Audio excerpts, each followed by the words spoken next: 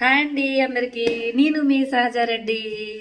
ఆ, ఎలా ఉన్నారు అందరూ? నేనైతే చాలా బాగున్నాను కనండి. రోజు మార్నింగ్ ఏటో ఒక పక్క వెళ్ళడం, ఏదో ఒక సంఘటన చూడడం, దాని గురించి బాధపడడం, ఇది కామన్ అయిపోయింది నాకు. నేను అది డైలీ మా పిల్లలతో కూడా నేను ఏదో ఒక రకంగా, ఏంటి మమ్మీ ఇంత సెన్సిటివ్ అయితే ఎలా అనేసి అంటున్నారు.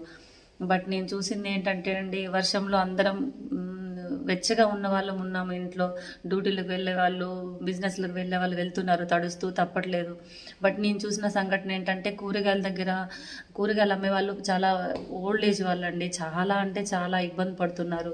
కూరగాయలు అమ్ముతున్నారు, బాగా కష్టపడి వాళ్ళు వణుకుతూ కూరగాయలు అమ్ముతున్నారు. నేను అనుకున్నాను, ఏంటి వీళ్ళు ఈ ఏజ్లో కూడా ఇలా, మరి వీళ్ళు కన్న పిల్లలు ఏమైపోయారు? వాళ్ళు ఇంత అన్నం పెట్టి వాళ్ళని చూసుకుంటే ఈ వర్షంలో ఇలా కష్టం ఉండదు కదా వీళ్ళకు అనేసి బాధేసిందండి. ఆలోచించండి ఒకసారి.